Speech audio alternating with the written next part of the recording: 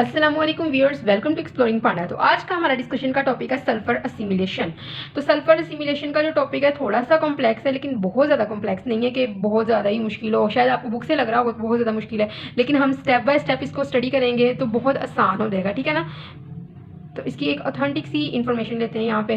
तो sulphur assimilation का process क्या है, वो कहता है कि इनऑर्गेनिक सल्फर कंपाउंड जिसको हम सल्फेट कहते हैं उसकी कन्वर्जन होती है सल्फर कंटेनिंग ऑर्गेनिक कंपाउंड के अंदर, ठीक है ना, जिसको हम सिस्टीन भी कहते हैं। सिस्टीन हमें पता है एक ऑर्गेनिक कंपाउंड है, एक अमाइनो एसिड है ये। तो what is sulphur assimilation? Sulphur assimilation is the process of, ये एक प्रोसेस है of the conversion of the inorganic sulphur compound. Process of conversion होती है इनऑर्गेनिक सल्फर कंपाउंड की,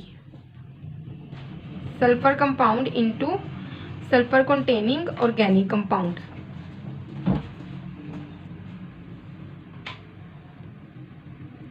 कंटेनिंग ऑर्गेनिक कंपाउंड्स। तो जो सल्फर की सिमुलेशन के अंदर ना रिक्वायरमेंटल इंटरमीडिएट्स होते हैं, इनको हम कहेंगे ये इंटरमीडिएट्स होते हैं। मैंने रिक्वायरमेंट ही केरा लिख दिया है, तो प्लीज़ इसको करेक्ट कर लीजिएगा।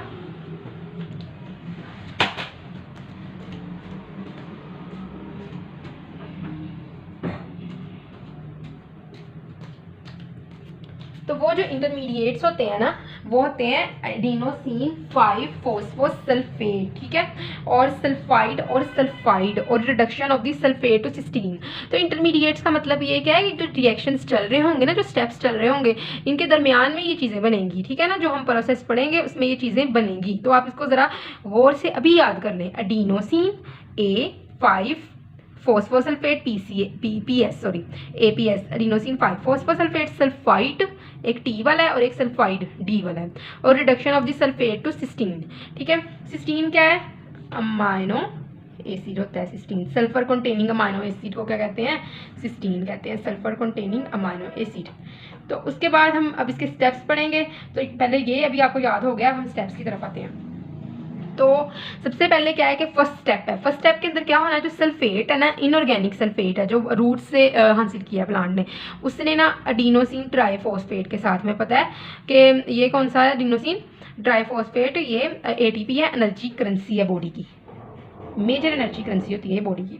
तो ATP के साथ रिएक्ट करना है सल्फेट ने, तो यहाँ पे मैग्नीशियम आयन की मौजूदगी भी होगी, ठीक है ना। इनके साथ मैग्नीशियम आयन भी मौजूद होगा, और इसने और इंजाइम जो यूज़ होगा वो होगा ATP सल्फोराइलेज। इसने चेंज कर देना है एडिनोसिन फॉस्फोसल्फेट के अंदर, एडिनोसिन फॉस्फोसल्फेट के अंदर चेंज होना है, ठीक है। अब क्या हुआ, ATP सल्फोराइलेज एंजाइम ने सल्फर जो था इसके अंदर कर दिया, वो इसको ट्रांसफर कर दिया। एडिनोसिन जो था वो फॉस्फोसल्फेट बन गया, ठीक है, एडिनोसिन फॉस्फोसल्फेट। और यहाँ पे इनऑर्गेनिक जो थे वो फॉस्फेट जो है 2 है, तो इनको हम क्या कहेंगे, ये है पायरोफॉस्फेट। पायरोफॉस्फेट बन गया। अब पायरोफॉस्फेट की क्या हुई? हाइड्रोलाइसिस हुई वाटर की मौजूदगी में पायरोफॉस्फेट। मैं यहाँ पे स्पेलिंग भी लिख देती हूँ ताकि आपको कोई कंफ्यूजन ना हो। Phosphate, pyrophosphate. तो जो ये पायरोफॉस्फेट है ना, ये पायरोफॉस्फेटेज एंजाइम की मौजूदगी में, पायरोफॉस्फेटेज एंजाइम की मौजूदगी में ये वाटर के साथ रिएक्ट करके 2 इनऑर्गेनिक फॉस्फेट बना देगा, ठीक है।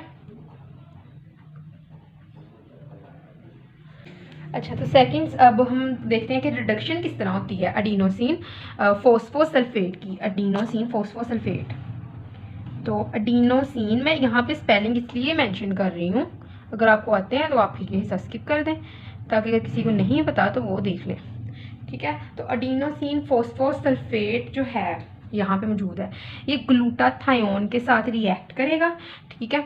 तो यहाँ पे जो यहाँ का इसका सल्फर है ना, ठीक है, ये ग्लूटाथायोन को जो है वो ट्रांसफ़र कर दिया जाएगा, ट्रांसफ़र हो जाएगा। तो यहाँ पे एंजाइम भी ट्रांसफरेज यूज़ हो रहा है, क्योंकि सल्फर ट्रांसफ़र हो रहा है, तो sulphotransferase adenosine phosphosulphate sulphotransferase enzyme यहाँ पे यूज़ होगा, ठीक है। तो एडिनोसिन फॉस्फोसल्फेट अपना सल्फर ग्लूटाथायोन को दे देगा, और यहाँ पे 5 सल्फो ग्लूटाथायोन बन जाएगा और 5 AMP बन जाएगी, ठीक है। तो 5 प्राइम वाली एडिनोसिन मोनोफॉस्फेट बन जाएगा। तो उसके बाद हम बात करते हैं नेक्स्ट स्टेप की।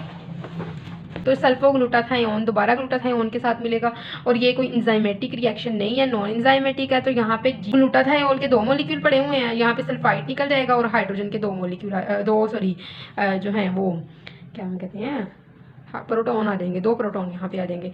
सल्फाइड जो होगा वो सल्फाइड रिडक्टेज ट्रांसफर करेगा 6 इलेक्ट्रॉन फेरेडॉक्सन से, रिड्यूस्ड फेरेडॉक्सन से 6 इलेक्ट्रॉन ट्रांसफर करेगा सल्फाइड को और बना देगा अच्छा सल्फाइड रिडक्टेज ट्रांसफर करेगा 6 इलेक्ट्रॉन लेगा फेरेडॉक्सन से, तो रिड्यूस्ड फेरेडॉक्सन से लेगा, ये फेरेडॉक्सन ऑक्सीडाइज हो जाएगा और इधर क्या बच जाएगा, सल्फाइड बन जाएगा, सल्फाइड।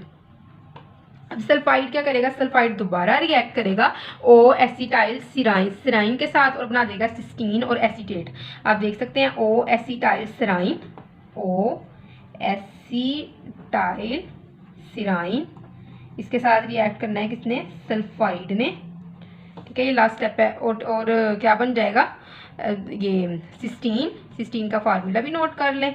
ठीक है, और एसीटेट बन जाएगा, ये प्रोडक्ट्स बन जाएंगे। तो आपने सारे जो स्टेप्स हैं 1 बाय 1 इसी तरह ही लिख लेने हैं। ठीक है, फिर उनको इसी तरह ही याद कर लेना है। और ये पेपर पॉइंट ऑफ व्यू से एक लॉन्ग क्वेश्चन भी है। ठीक है, तो हमें भी क्या लॉन्ग क्वेश्चन आया था और हमने ऑब्वियसली अटैम्प्ट किया था, तो ये एक बहुत इंपॉर्टेंट लॉन्ग क्वेश्चन है। तो आई होप सो कि आपको इसकी समझ लग गई होगी। लेकिन अगर किसी भी किस्म की कन्फ्यूजन है तो आप कमेंट सेक्शन में पूछ सकते हैं। Thank you so much and अल्लाह हाफिज़।